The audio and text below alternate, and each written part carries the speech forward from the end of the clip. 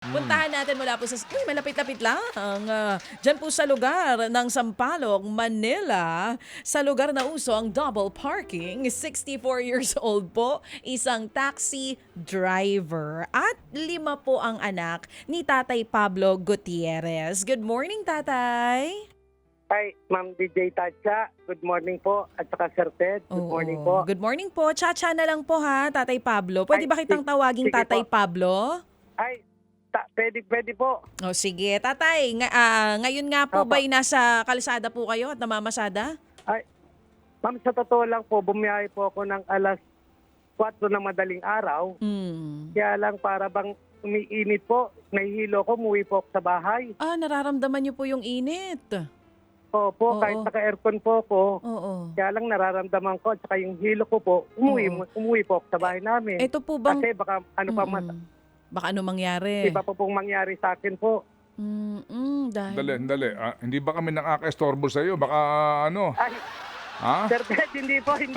Kinakabahan Sir Ted. siya, kinakabahan. Hindi kasi baka kung ano mangyari, Opo. baka kung ano mangyari sa iyo habang kinakausap ka namin, mapahinga ka muna. Ay, sir. Ay, hindi wag. Sir Ted, tagal ko pong hinihintay itong Ganun. Talagang tagal inantay eh. Hindi, baka naman kasi masyado ding mataas ang iyong expectation at kinakabahan ka, ninenervyos Sir ka, Ted. baka okay lang? In- Okay lang ba? Hindi po. Okay, Hindi. okay lang po, Sir Ted. Sige, hinga ng malalim. Yan. Pasensya na po. Inhale Ayun na po po. tayo. Okay, hinga ng malalim.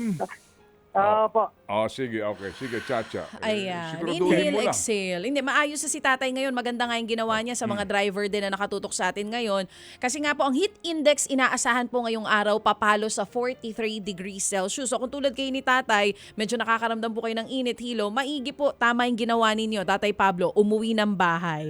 Pero tatay, Opo. usually po, pagka hindi naman ganyang kainit, anong oras po ang simula ng inyong pasada at anong oras po yan natatapos? Alas 4 po talaga, ma'am. Tsaka natatapos po ako ng alas 4 din po ng hapon. Haba, tatay. Doon sa Eh, 4 a.m. opo. hanggang 4 p.m., magkano po ang take home nyo doon at magkano ang boundary? Ang boundary ko po, 800, ma'am. Bali, kung maganda-ganda po ang biyahe, nakaka 800 lang din po, ganon. Yung Kung ganong wala, kahaba. nga. Yung ganong kahaba, Opo. 800 pesos po, tay. Pag may swerte po, mga 1,000, ganun po. Pag merong mga nagbibigay na magandang ano po, Ito po bang... depende po sa biyahe. Opo. Ito po bang taxi na minamaneho ninyo? Medyo may katagalan na rin, kaya rin po siguro di na rin gumagana yung aircon. Meron cut 2018 po. 2018. Pero hindi kinaya yung init ngayong araw. Opo, parang hindi niya po kaya eh. Kaya inano ko na po, pinahinga ko na at saka yung sarili ko po, inintindi ko. Oh, very good, tatay. Tama naman po yun. Si nanay po ba, nandyan din sa bahay ngayon?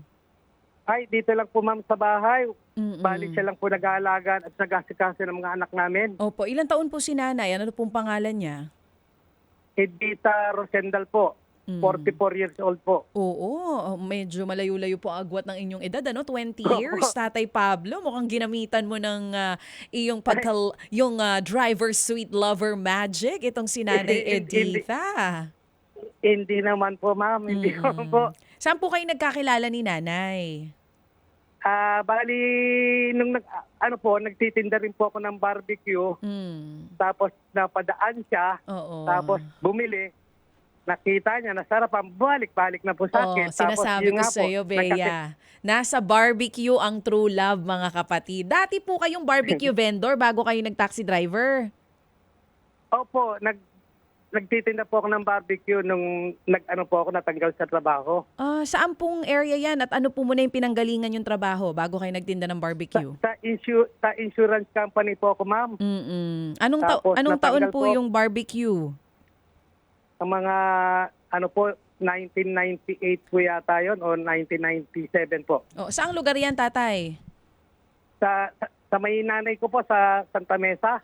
So, laking Maynila po talaga kayo? Opo, Laking Maynila po ako talaga. So, si Nanay Edita, kapitbahay nyo sa Santa Mesa, nasarapan po sa inyong barbecue, nagpabalik-balik, bili ng bili, hanggang sa naging close na po kayo. Opo, parang ganun po ang nangyari. Ba, okay. Matagal din po kayo nagtinda nitong barbecue? Mga 2 years din po. Tapos may nagkaroon po ako kompetensya. Tapos sabi ko, humihina po yata ang kita ko. Kaya nag-taxi na po ako noon. At simula nun hanggang ngayon, taxi driver po kayo? Opo, opo. O sige, balikan po natin yung kwento nyo yan ha, kasi wala pa tayo dun sa anak nyo. Nandun pa lang tayo sa love story na nagsimula sa barbecue. Ano muna Sige, po? maghintay lang kami. Ikaw talaga. Sige, Diyan ganun ka natin. lang, baby. Ganun natin. Oo. Hindi naman tayo nagmamadali. Hindi tayo nagmamadali. Hello, Eh, ang bilis ng oras, 8:58 Tatatlo na. pa yung Oh. ating kakapanayamin eh.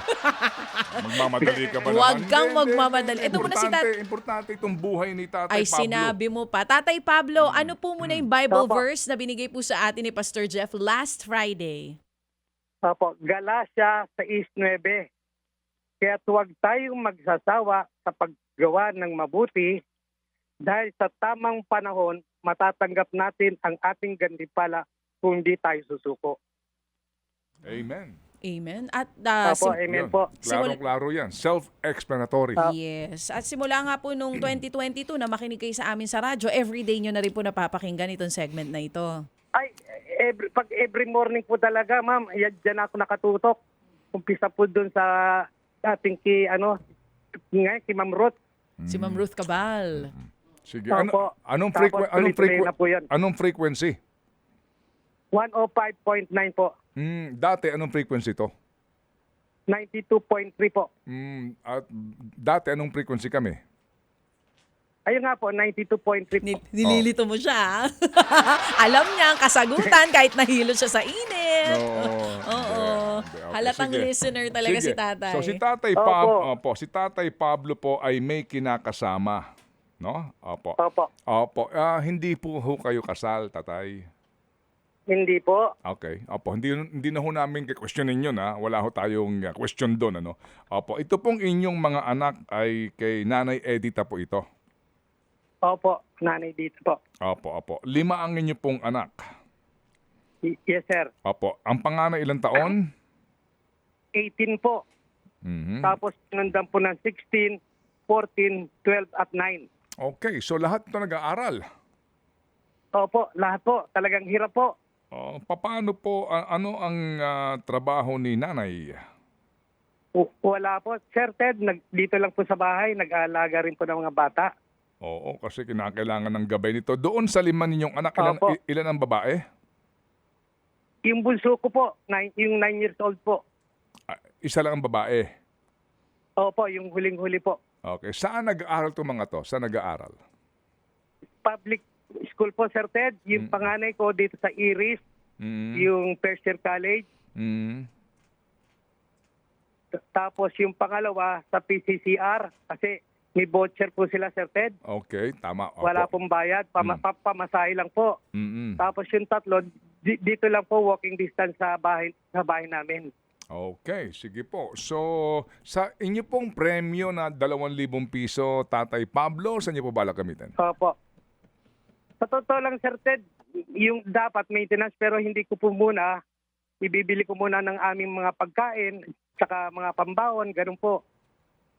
At saka sana nga po yung sa panganay ko, meron silang educational tour, kaya lang, malaki po yun eh, kaya iipunan ko na lang po. Educational tour ng panganay ninyo. Oo. Opo. Ang inyong anak ho ba na panganay, anong grado na? First year college po, Sir Ted, sa Iris po. Opo, first year college. Oo. Ang Iris po ay anong ibig sabihin? Sa Iloyo Amang Rodriguez Institute of Technology po. Oo. Saan ito? Anong branch siya? Sa Nagtahan po, Sir Ted. Okay. Malapit po sa amin, walking distance lang din po. Okay, sige. So kailangan niya ng pera para sa kanilang educational tour. Saan ba ang tour nila? Opo.